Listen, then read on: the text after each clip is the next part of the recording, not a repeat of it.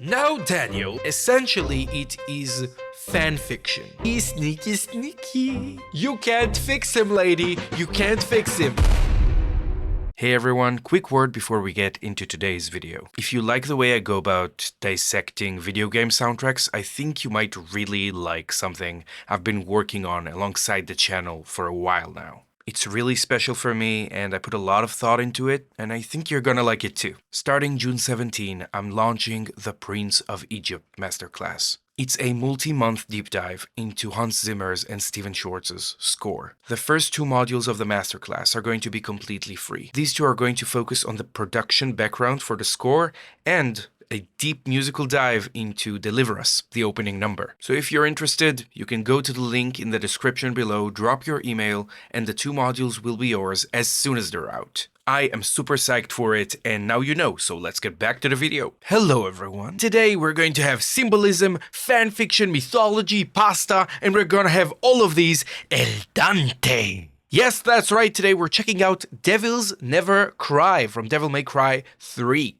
Though I have some familiarity with the Devil May Cry series, it's definitely not as much as a lot of you guys probably have, so I am looking forward to hear your input in the comments, but I will still try to do my best and bring something new to the table. Devils Never Cry is the piece that ends the third game in the Devil May Cry series. Although that's the third game, it actually happens the earliest in the timeline because it's kind of a prequel situation. So we had the first game in which we meet Dante, our hero, into his job, he knows what he's doing, kinda. Then we had the second game, which is like Bruno in the sense that we don't talk about the second game.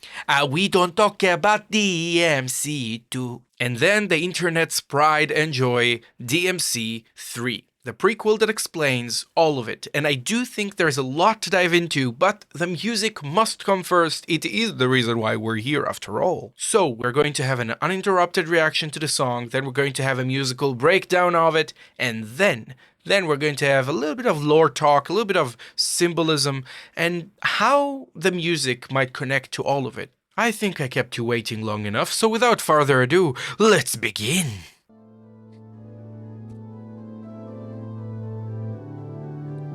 Get a little bit of an organ playing.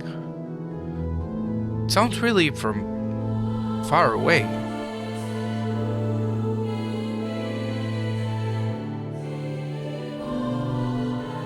Of course, you gotta have a Latin singing choir.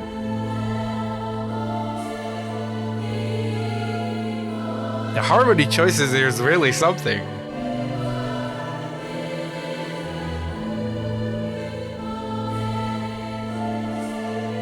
Something very somber. I don't know if I would have expected that.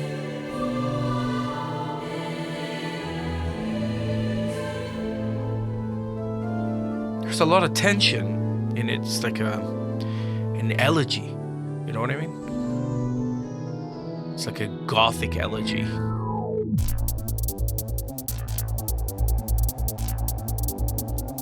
Okay.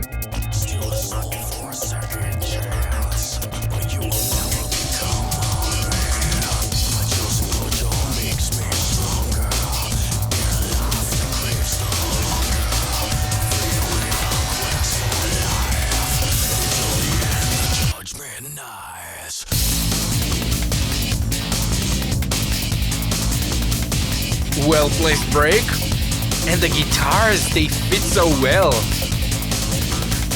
The drum and bass rhythm.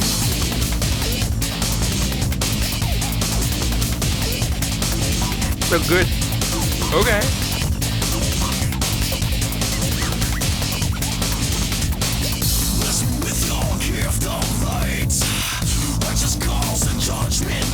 Oh, get a little bit of screamo sound, just distorting the vocal.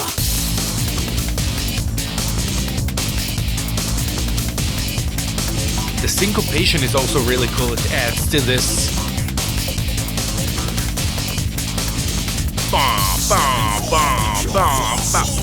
Very cool.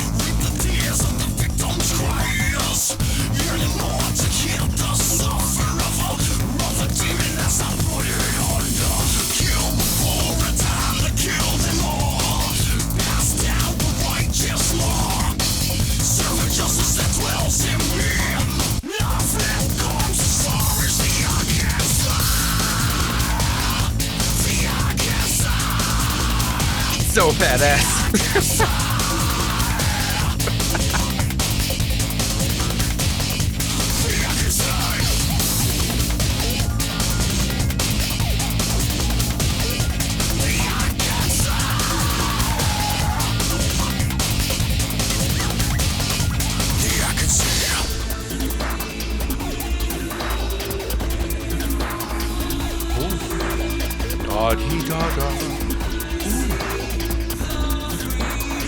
That's a very...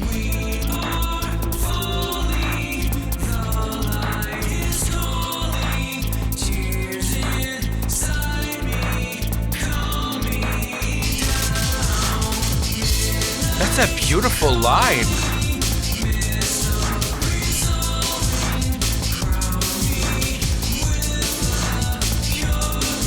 The chromaticism here is gorgeous. It's back into the somber thing, even throughout the entire action.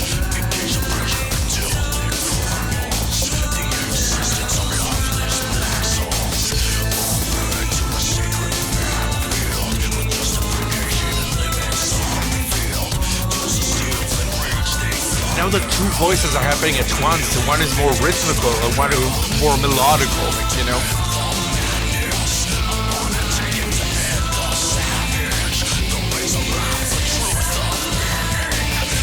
It's like the demonic and the human kind of learning to live together.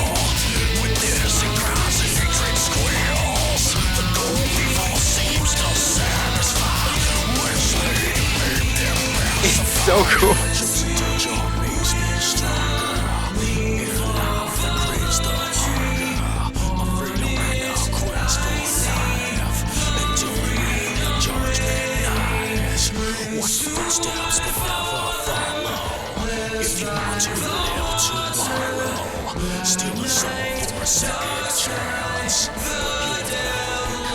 We have to check out the lyrics later.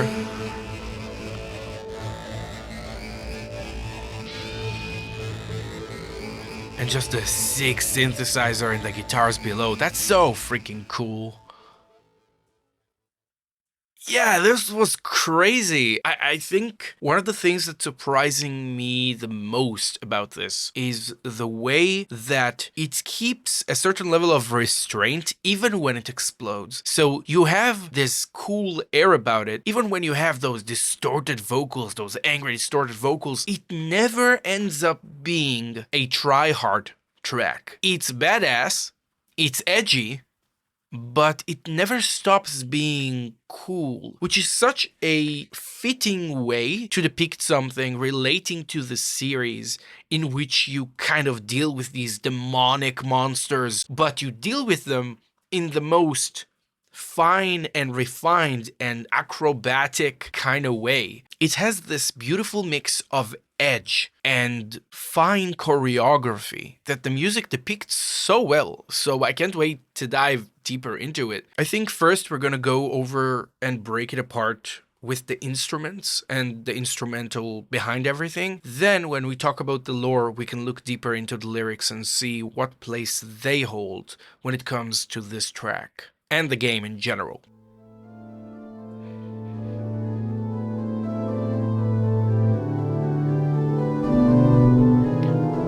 So already this organ part, this church organ part is very interesting because it sounds like we're listening to it from outside the church.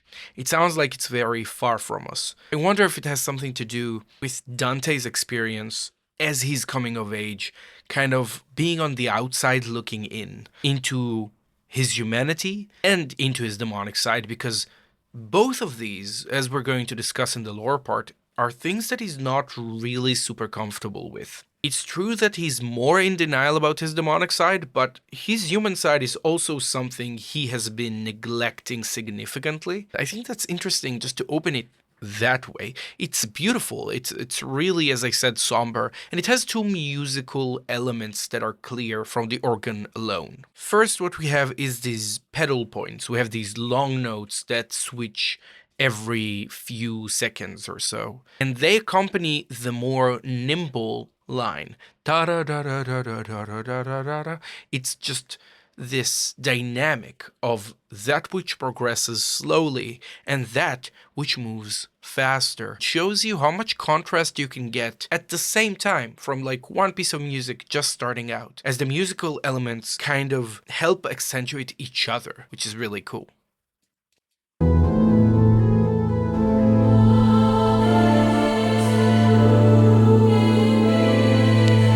Ta-da-dee-da-da-dee. It's so... I don't even know how to explain it. There is something highly tense about this type of line. It has this relationship with the organ that is just disquieting. Something about it, it's not disturbing, it's just... it kind of squeezes your heart a little bit. Something just really sad about it.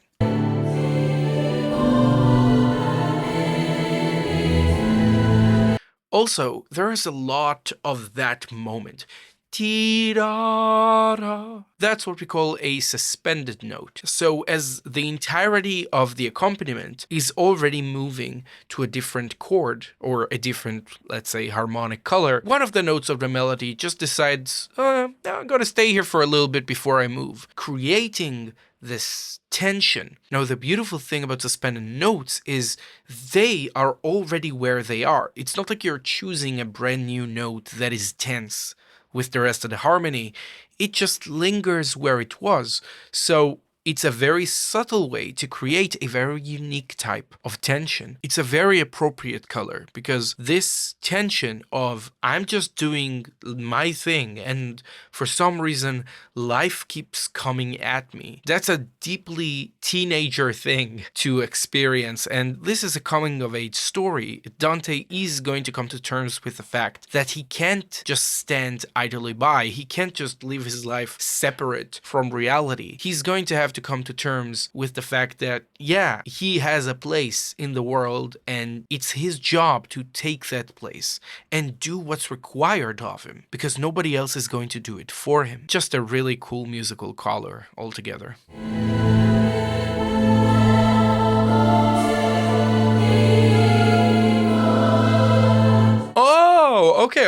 Okay. So what we have here, and now only listening to it the second time I can notice it more appropriately, there is a line in the sopranos that are singing, just a higher female part in the choir. They're basically singing a slower version, a more prolonged version of the line that we later hear in the vocals, later in the song, the clean vocals. Ta-dee-da-da. Ta-dee-da-da.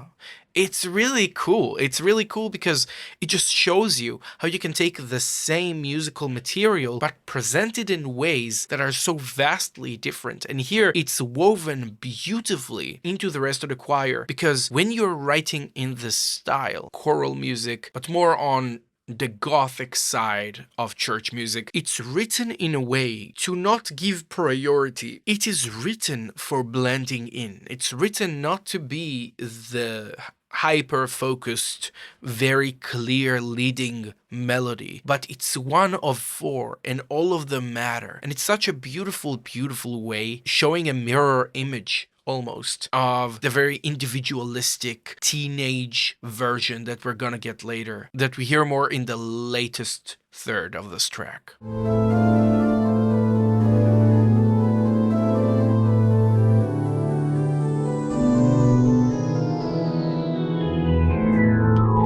Now this little whistle, little whoosh sound, it is the herald of the synthesizer sound for this track, because it does not belong with everything else we just listened to.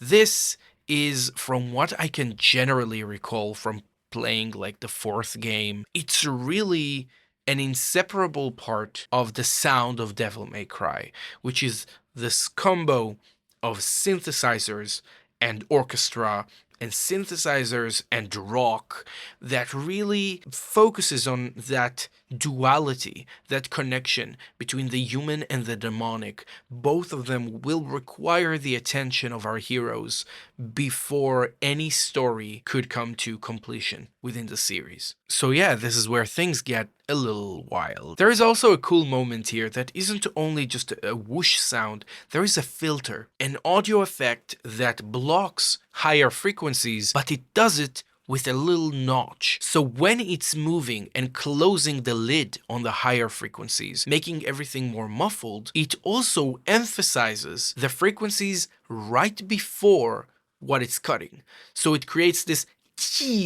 That is the moment in which you kind of enforce the synthesized voice onto the orchestra or onto the organ, onto the choir. It's a really cool way of bringing these two worlds together, and we make an entire shift right now into something that is, let's say, more action driven, more demonic, more teenage energy. It's very cool as a transition.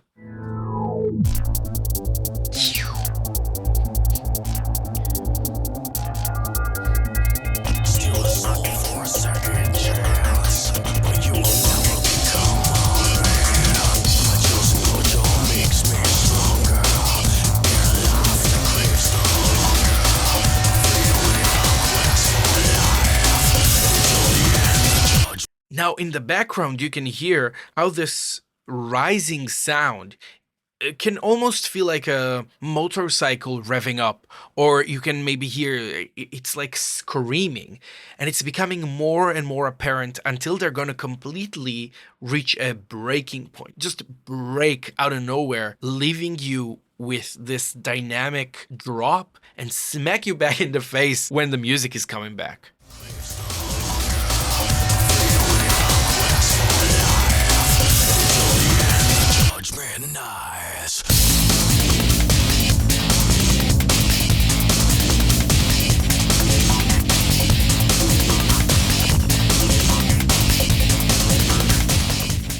Here we're getting the electric guitars just, entering in, still within the synthesized environment. So we have this line, ta-da, ta-da, ta-da, ta-da, ta-da-da. Now, when you check how the rhythm of this riff is kind of sitting on the rhythm of the song, you will see that sometimes it's kind of diving and dodging around it. This is syncopation. And I think there's something really meaningful about choosing this for an important track, or generally for tracks in this game, because you cannot just button mash if you want to get a good score in Devil May Cry. You kind of have to get the rhythm of the animations of the enemies. You kind of have to learn how to manage them, even though many of them might try to go at you at the same time. And you will have to learn the rhythm of your own animations, because it's a very expressive game. This expressiveness, I might be diving into lore territory here a little bit, but this expressiveness matters. This expressiveness is a very human thing. Demons work by pure instinct. They're not thinking. They will work by the rhythm. But Dante, to accept his human role, his responsibility, he will have to do something that is very human. And mechanically in the game, he will need to be more artistic, more rhythmic, more creative, more expressive with his fighting, not just pure instinct, throwing his arms around, doing whatever needs to get down. No, he wants to be cool when he's doing it, which is, again, a thing that distinguishes him from the demons he's fighting. So yeah, that's just, I find it super cool.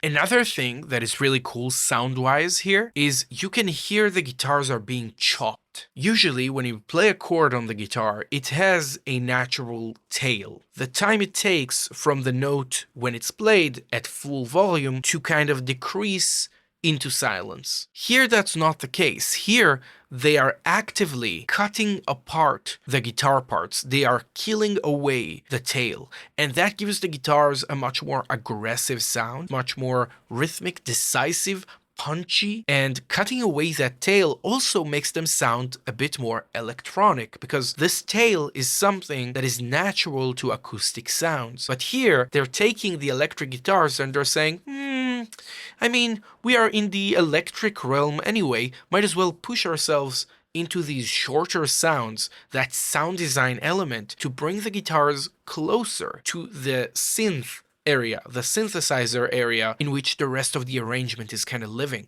which is so freaking cool. I really like it. Stepping forth, the cure for soul's demise. Reap the tears of the victim's cries.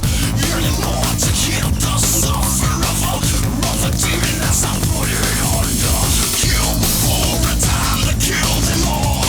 I just love it. I love how the placement of rhythm in the singing as well is just playing into that artistic fighting expressive style of like da ba da ba da ba da ba da. It's just like, it's so cool, and you don't get to hear stuff like this anymore in things that are releasing now, mainly because when you hear this type of vocal production that is very like distorted and is like bordering on screaming or growling, you hear it in a very explosive production. You hear it in something that the instruments are going so hard, the vocals have no choice but to do that. Here, the instruments are super chill. Like, yeah, it's a gnarly sound, you know, but it's not overpowering that vocal. That vocal is still, quote unquote, too aggressive for the level of what the arrangement is going for. But that's what makes it so cool, because even when the vocal gets super demonic, it doesn't break the humanity. It doesn't break the flow. It doesn't break the elegance. It's so freaking cool.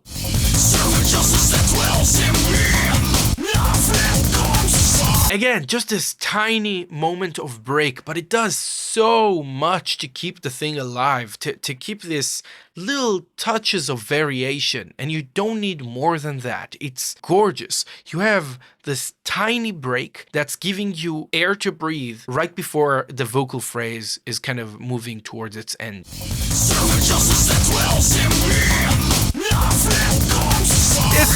It's a freaking moment. It's one moment. It's like an eighth musically. It's like 1, 2, and 3, and 4, and pop. Just, it's that long. The silence is like pop. That's it.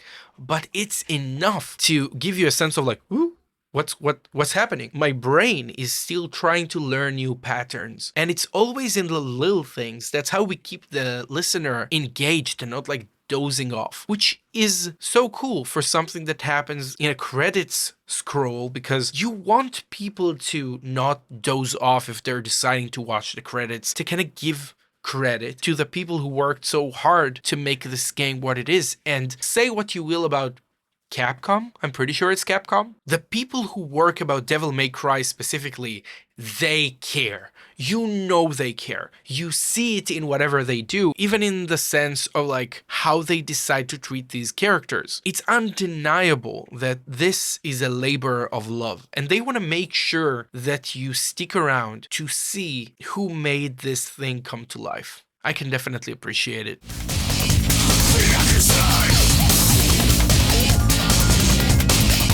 Now, right in the back of the arrangement here, there is like this digital dial-up sound that's happening up, like something that helps the whole arrangement flow together, and it's happening when the singing isn't around, because you need space for it. But let's just try to listen really closely. It's like demonic fairy dust. Listen to it.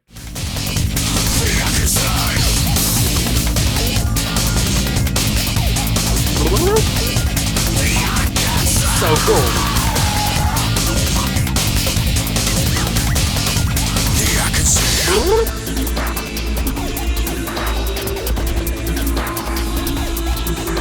Now, this, just like the church from before, what we have here is the vocals, the clean vocals that are being heard from afar. Again, always on the outside looking in. Is there more teenager thing? Is there more teenage angst position to be in, right? It's something that is just so well built in this track. I adore it. They are hinting at the melody that we're going to get. Again, because it's farther away, it's kind of harder to piece it together and to feel like we know what's going on.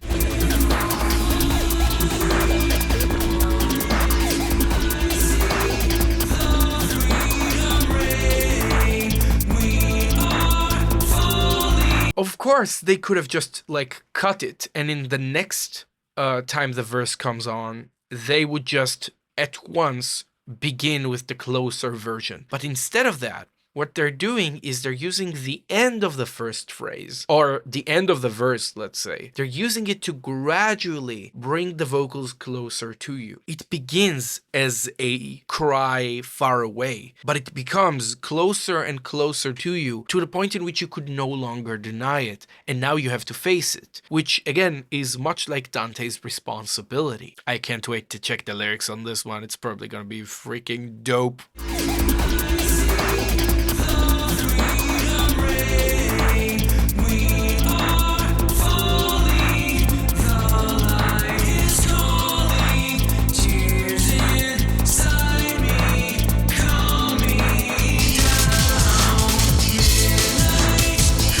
And now you're bringing these two worlds together. Now, what I want to ask you is, what happened with the percussion a moment ago? Because I don't remember the percussion ever leaving, but it does kind of feel like it just came back when it was gone. So what the heck is going on? Well, if we run it backwards, it never left. But now, the thing that is rising in dominance is the brass. The orchestra is kind of building behind the vocals, and the vocals are going closer. So while the percussion never goes anywhere, our focus is far more locked on to the vocals and the brass. So where we're going to get a little bit of a break, and the percussion is going to, like, you know, grab our attention back, it's going to feel brand new, even though it never freaking left. It never left.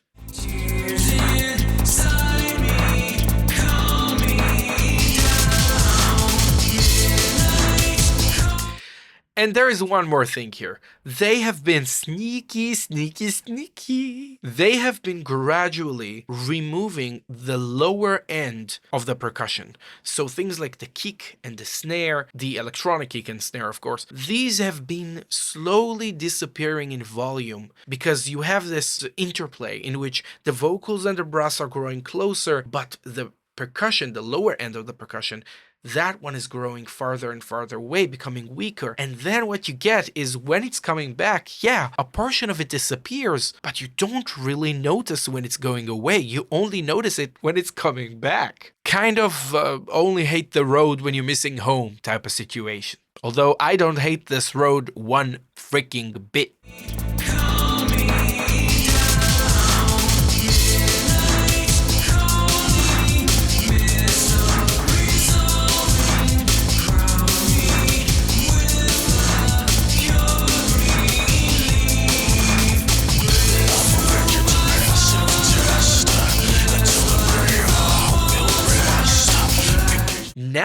Now we have a conversation. This is a whole new level of counterpoint. That's amazing. Okay, we have discussed in previous videos how when multiple melodies are happening at once, what we have is called counterpoint. When the two melodies retain their individuality, they retain their independence, but they do flatter each other as they happen. The more growly voice, the more demonic of the two that we heard before, it is less focused on melody, but it is one hell of a rhythmic element. If you recall, I gushed about it when it was happening as well, how they're playing with it rhythmically to kind of emulate the flow of battle. So here we have the demonic and the human coexisting. They have to. Up until now, they were very harshly separated. One of them was only present when the other was gone. You didn't have them mixing up. And here you learn to accept both of them. Here you learn to kind of make them coexist. And Dante has to do that too.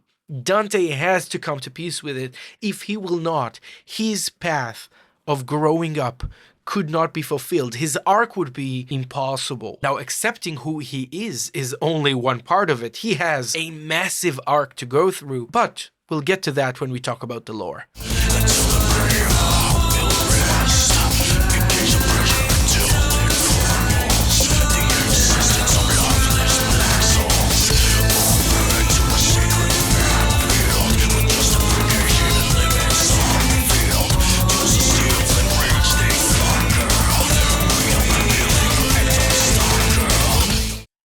now the guitars are coming in. It's so cool. So up until now, again, we had the demonic, we had the human, we had the synthetic, and the rhythmic, and now the guitars are coming in, just bringing everything up a notch, giving everything a bit more aggression. There's something brittle about the sounds of the guitars here. It's not heavy, it's not super low, it's very, very brittle, but it fits right in because on the lower end you have the percussion and you have the growly voice, and on the higher end you need to be able to hear the melody, but there is room. There is some room for the guitars to kind of pop in and say, oh yeah, we need to complete the image here. Everything that we heard up until now is kind of coming together, which is very cool.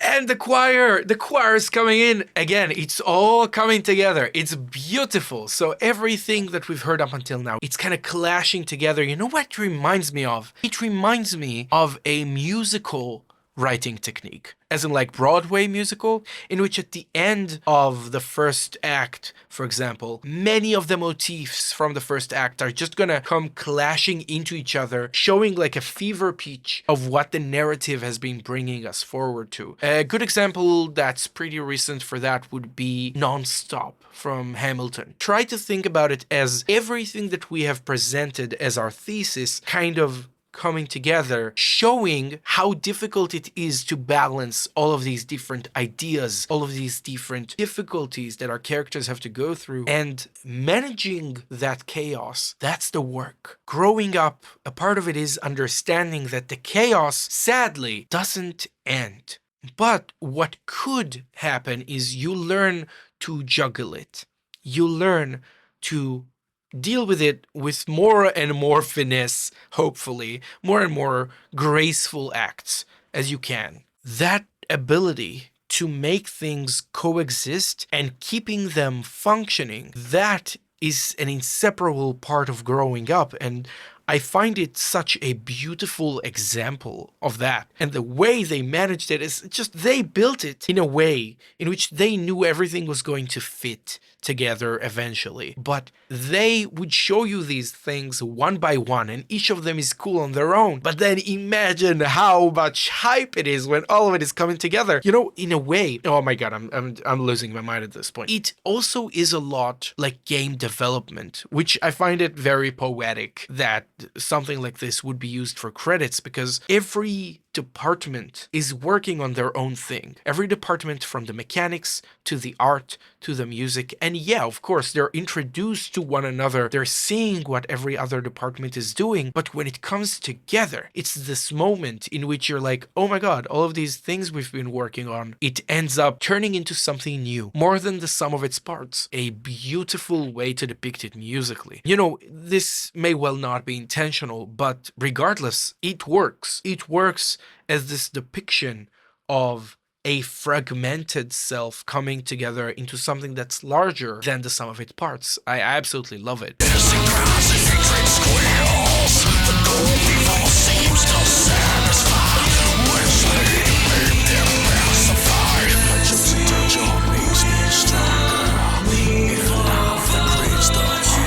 Since the percussion is going away, the growly vocals can now take it down a notch and move a step down in the scale of dynamics to kind of be a bit more expressive, to be a bit more tame. By humanity not giving up, by the human part keeping that song going, remembering what it is you're fighting for, you can keep that demonic side at bay. You can keep it manageable and under control because you own the inheritance, not of your father, but what it means to be human. That's gorgeous. It's so pretty. I love it.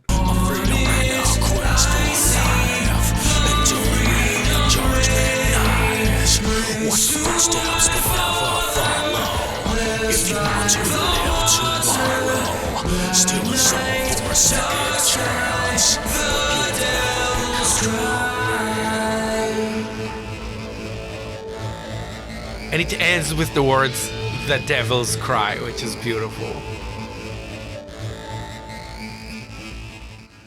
just get a touch of piano and a synthesizer going on. It's really something. Honestly, it's a really, really cool track. And there's so much to talk about. There's still so much to go. Let's go. First, I'd like to talk a little bit about Dante, about the naming of the characters, and why I think this song is really emblematic of what Dante goes through in this entire game.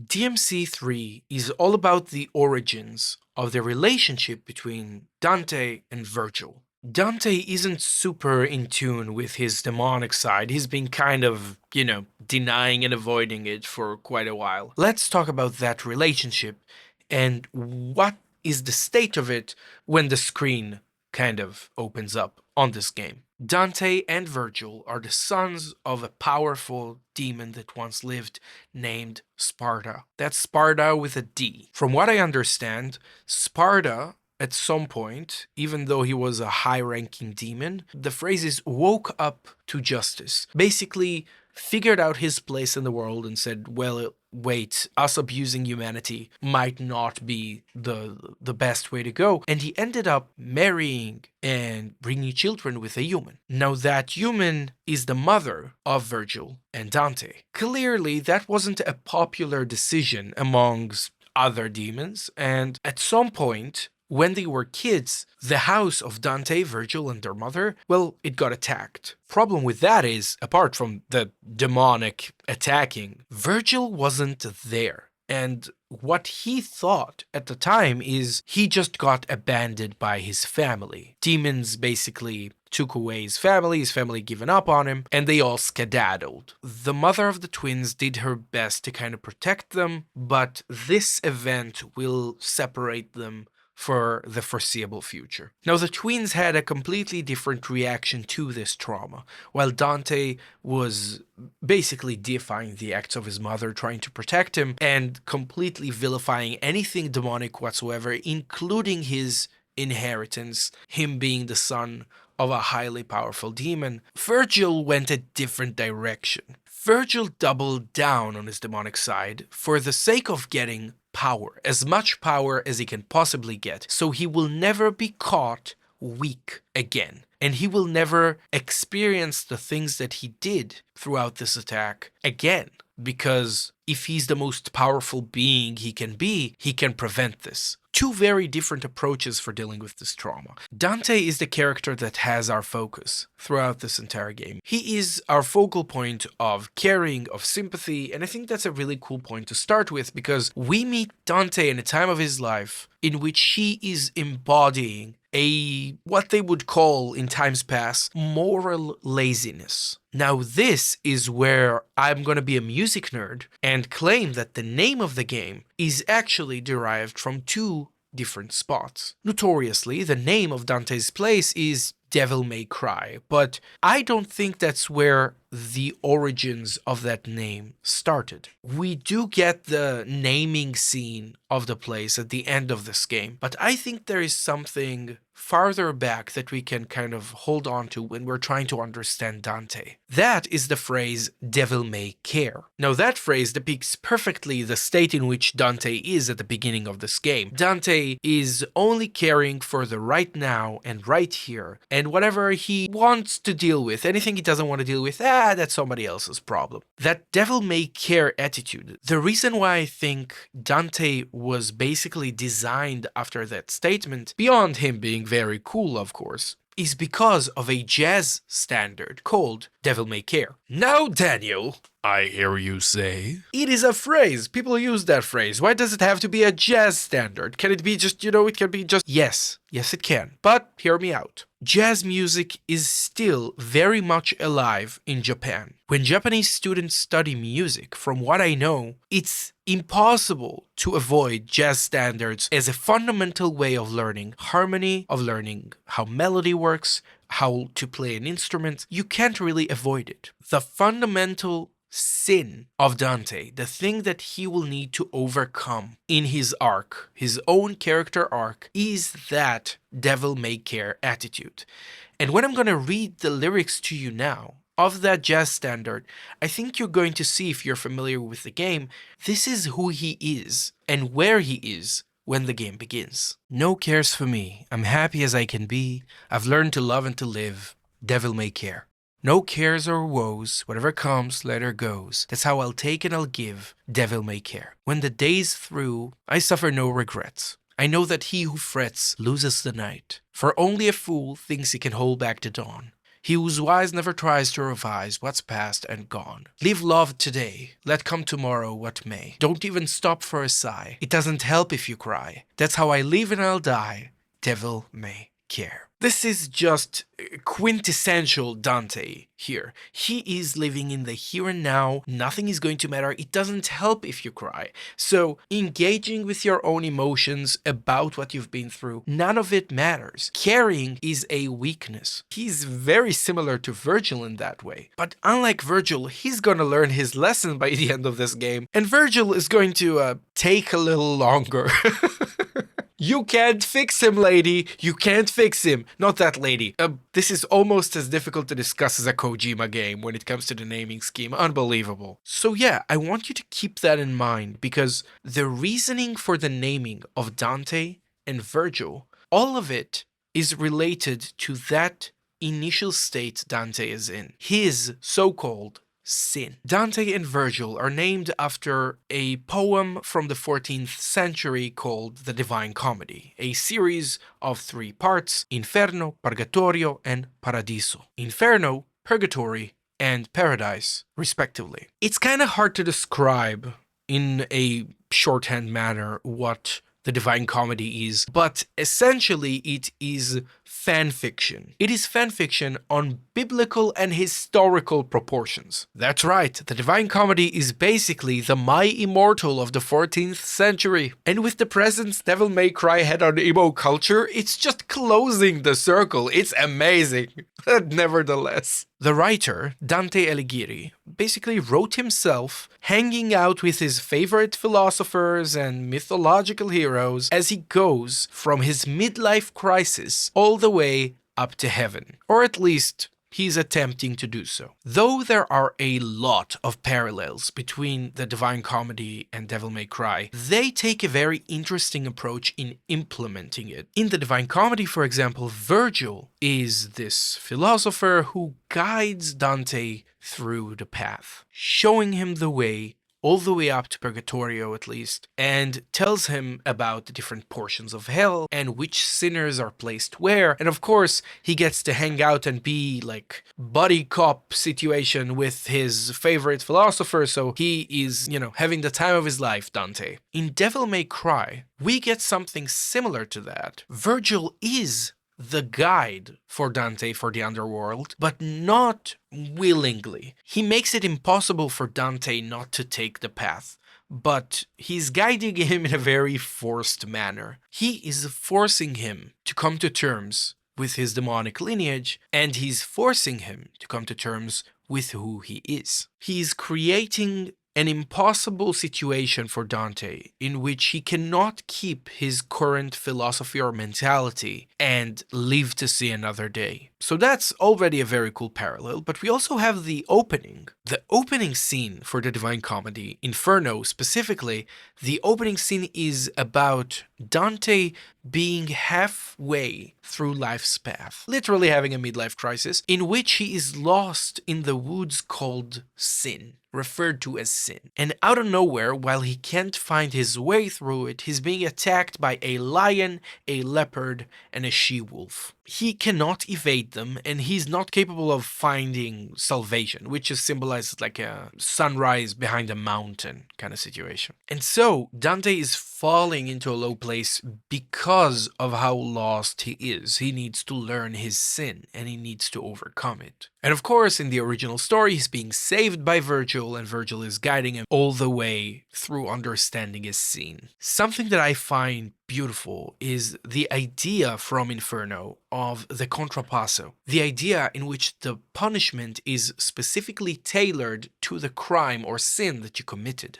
For example, in the times of Dante Alighieri, being morally lazy, like Dante is, to have a non-caring approach, to not think about your place in the grander scheme of things, that would be considered a very serious sin. Now, from what I understand, a version of this song that we heard is playing as Dante figures out his devil trigger for the first time, meaning he has to come to pass with his demonic heritage. He can't evade it anymore. But it's not only that he can't evade that, he can't avoid his human responsibility either. Throughout the game, he learns about the importance of caring for others, and when they need him, the meaning of being there for them. That type of responsibility is human in nature. Now, what is Dante's punishment for all of that? The entire gameplay cycle is built on the style meter. How much of a flair you can really put together as you're fighting these demons.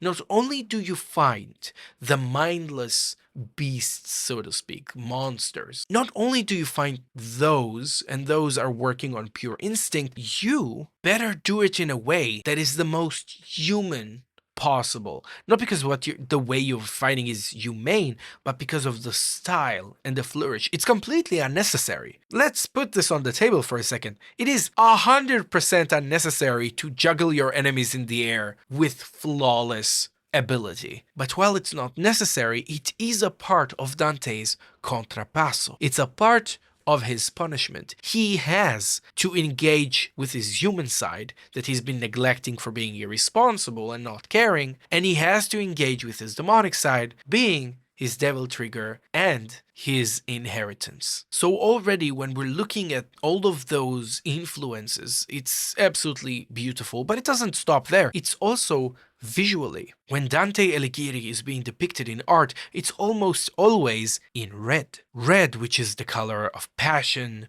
of anger, of emotion, and it is very much consistent throughout multiple artworks. And it's not the only one. There is a giant demon tower rising out of nowhere in DMC3. Though people often compare the tower that appears in the game to the Tower of Babel, there is a much more visual inspiration that I think is relevant for this one, which is Mount Purgatory. In multiple art pieces, we can see Mount Purgatory rising in the distance with the sun rising behind it, as if through this purgatory Dante seeks salvation. I'll put a few of these examples on screen just so you can see how similar it is, and I think it's a much stronger influence. Regardless, the stories are definitely not one-to-one, and what they did with both Dante and Virgil makes for a much more satisfying character arc and philosophical meditation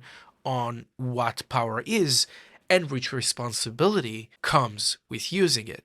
That's right, it all comes right back to Uncle Ben. But I think that's enough lore talk. We can dive into the lyrics of the song and see if we can derive anything more from it. Remember, some of it is sung by the more clean vocals provided by David Baker, and some of it by Shooty HG, which is the more demonic, more growly vocal sounds. Steal your soul for a second chance, but you will never become a man. This is already extremely loaded, because this is a coming-of-age story. This is a coming-of-age story for Dante specifically, and I think that the demonic part of it is very much flaring up Dante's insecurities and the things he's aware of in the back of his head. At least while reading it, that's what comes to me. Much like the Divine Comedy, Dante's soul is on the line, and whether he becomes a man, whether he decides to fulfill his potential, his calling, his role in the world, that's going to be the thing that defines where things go from here. My chosen torture makes me stronger in a life that craves the hunger, a freedom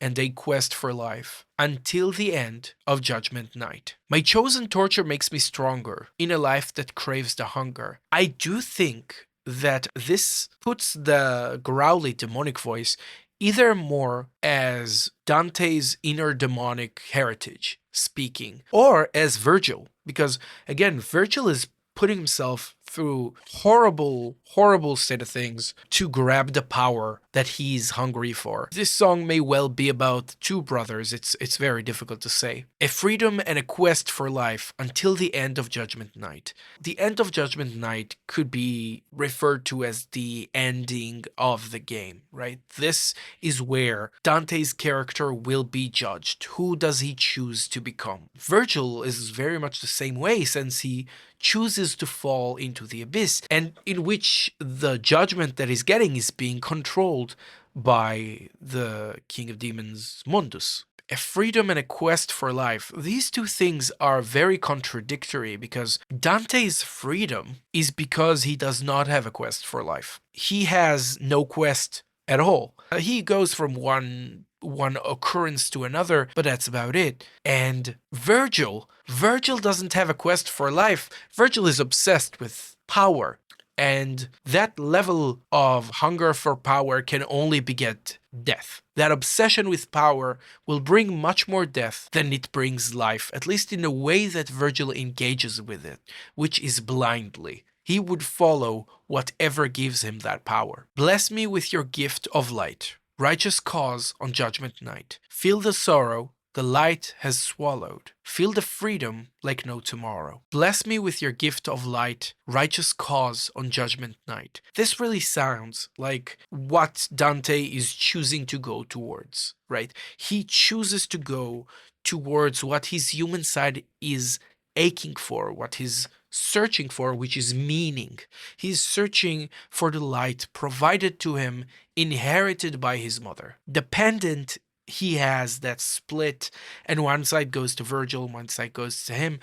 It's a symbol for what his mom represents in his life, which is this light that can't be dimmed even though she's gone. And he deeply needs that righteous cause, because without it, he will fall into sin. And he needs that righteous cause, because without it, he will fall into sin. He will fall into that moral laziness, that lack of direction, being lost in the woods. Not the Frozen 2 type, the Divine Comedy type. Feel the sorrow the light has swallowed. Feel the freedom like no tomorrow. We have this attempt to have the light kind of overcome the sorrow, the trauma of the past. And he's choosing to walk past it. He's choosing to let that become his fuel. The light of his mother can now become the fuel that moves him forward. Feel the freedom like no tomorrow. Again, he is not fully letting go of the idea of freedom, but he understands that directionless freedom is a moral failing, which is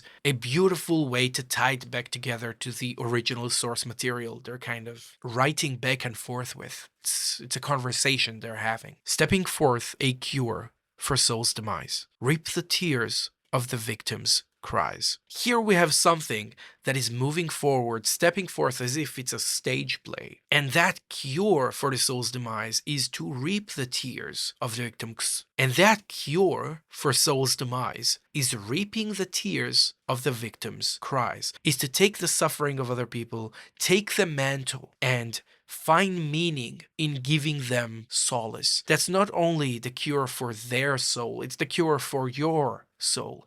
Caring for your people is the cure for your soul being lost, which is beautiful. Yearning more to hear the suffer of a demon, as I put it under. Now Dante is going all the way in the human direction, basically yearning to hear the cries or the suffering of a demon, but there is a contradiction here that we should account for, and that's very important. Devils don't cry, right? They don't suffer the way that humans do, so what are we talking about here? This is something Dante is telling himself. This is something that, much like the title of the song, is a lie. It's still a facade. Dante is still young. Even when finding direction, he's still gonna use excuses. And when he does, he's going to treat it as like, yeah, I'm gonna make the demons pay. Yeah, but you'll have to come to terms with yours first. And that is something that isn't that easy to do. Killed before, a time to kill them all. Passed down the righteous law. Now we see Dante moving into this, frenzy of trying to establish order. He's deviating into wrath. and from one sin to another. And he's losing his way once again into where Virgil is. Guided by Virgil, he is slowly losing himself to power and to the chase after it. He will have to make a turn.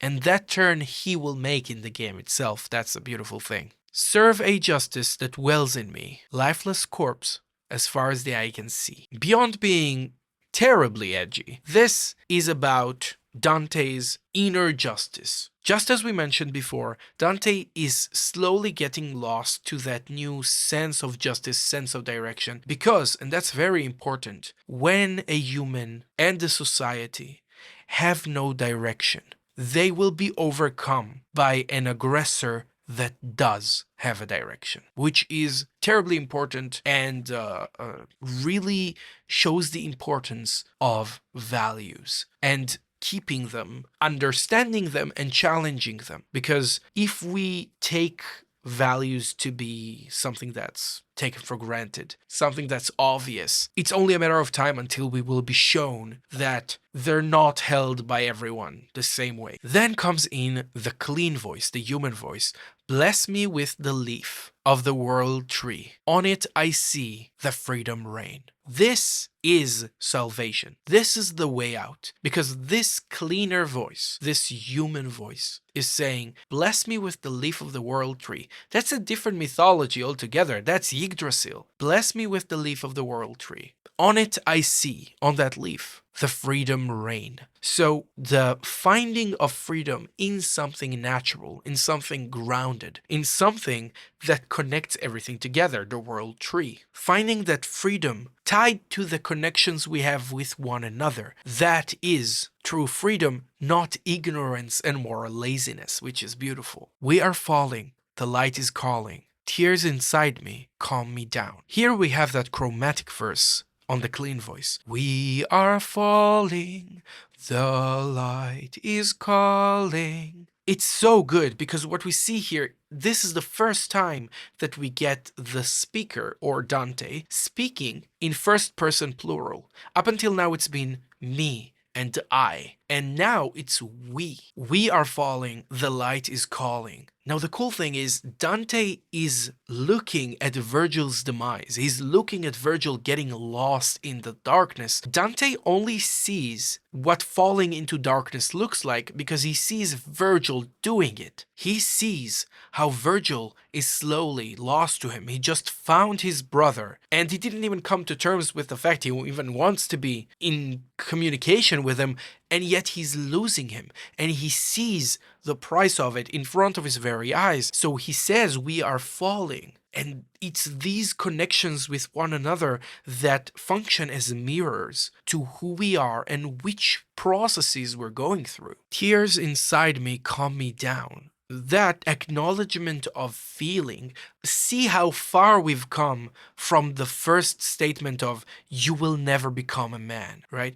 There is something here about like engaging with the pain to bring it into peace, unless you will end up in pieces. Midnight calling, mist of resolving, crown me with the pure green leaf. His confrontation with Virgil is a moment of decision. It's a character make or break moment for Dante. And it directly corresponds with the line about Judgment Night. But this time it's not Dante's or Virgil's souls that's being judged, it's their judgment. Just beautiful how lyrics can turn things around. And again, if you look at it without diving deeper into the lyrics, you could just skip this through. You could skip it and not think a second thing of it. It's like, oh, Japanese people writing things that sound edgy and cool.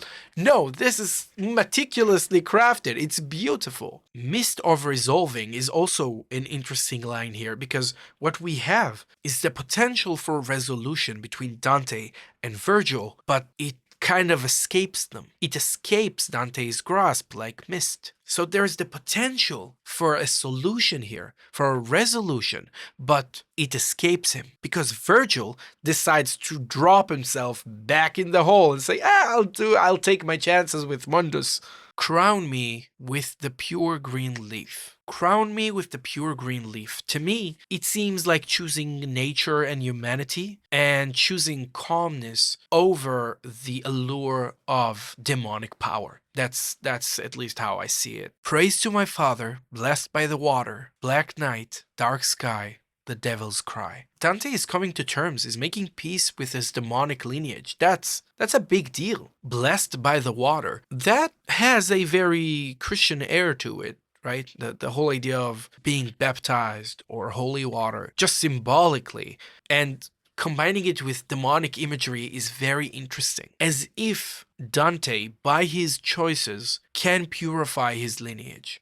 He can purify his lineage for following their potential, their human potential, what they could not achieve on their own. And then the demonic voice comes back. So let's check out what it's saying. Life of vengeance, a passive test. Until the grave, I will rest. Engage the pressure until it crumbles. The existence of the lifeless black souls. The demonic voice is calling for violence. It's calling for the chase after power. That's, in a way, the voice that's calling Virgil. And the temptation that Dante will do his best to kind of avert in this case. Onward to the sacred battlefield, where justification and limits are revealed. Tools of steel in rage they conquer. Weed out the killing victim's stalker. The demonic voice is calling to settle everything through battle. For force through violence. Once again, sounds to me exactly like the path Virgil is on. Power is the solution to everything, and the guidance of that power matters not, which I feel is the moral failing that Dante is going to be able to avoid, and therefore putting him on a better path. In comparison with his brother, at least. The power's proven to end the madness. Upon I take it to end the savage. The rays of light, a truth of meaning. To my father, the blood is bleeding. The demonic voice is leaning heavily into the demonic heritage. And in a way, that struggle is happening inside Dante all the time. We, through Virgil, just seen what happens when you give into it. A justice rage for all to feel. With innocent cries and hatred squeals, the gore of evil seems to satisfy when slain and maimed and pacified. I think there's something to be said about the nature of hack and slash games and how DMC3 and the entire series, by the way, in general, is a true meditation on hack and slashes. When does a game graduate from being a hack and slash based purely on instinct and button mashing, and it graduates into this piece of artistic expression, not only as a game but for the player. The player has a lot of room in these games for artistic expression. The game rewards you for it, so obviously there is a point to be made there. The demonic voice is pushing you into button mashing, and the clean voice is reminding you of the potential and direction in having a higher goal when engaging with what you're doing.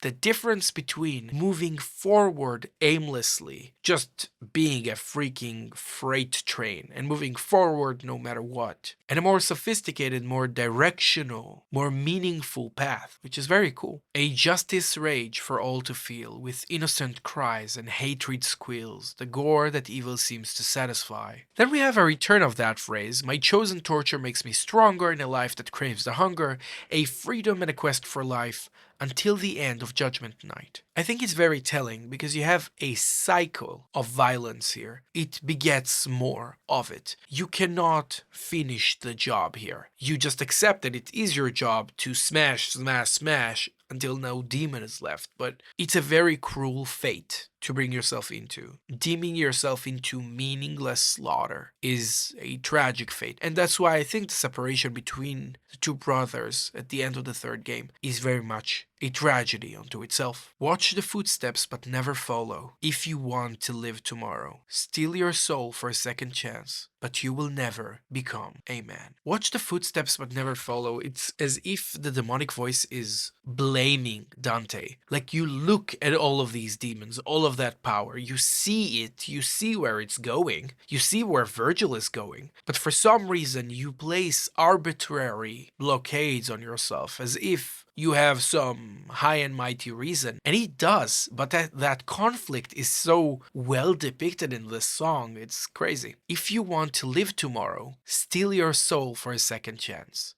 That is completing the image we've had before. We didn't have that sentence before steal your soul for a second chance. If you want to live tomorrow, steal your soul for a second chance. Could be another chance of saving Virgil, could be another chance of fighting Virgil, or gaining that power the demonic is calling for. But you will never become a man. Now, that line hits differently. It's very different than how it felt before. It's not mocking. Now, it is lamenting. It's lamenting as the demonic side sees it, the loss of demonic potential. But we already saw in the clean voice that Dante sees where the potential actually lies. So good! That's so good!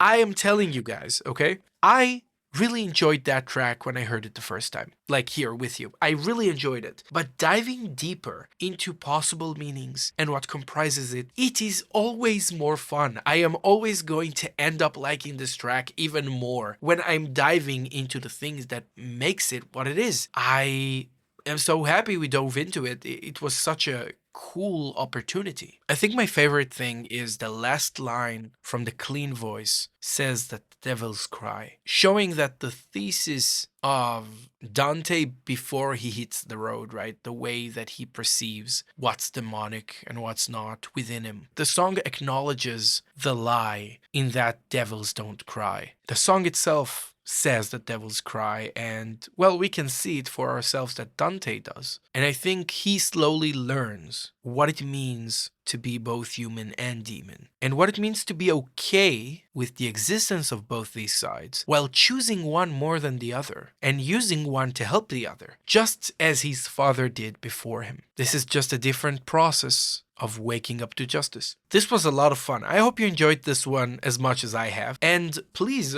tell me below which tracks I should cover next. Other than that, you know the drill. Hydrate, stretch, take good care of yourselves, and I will see you on the next one.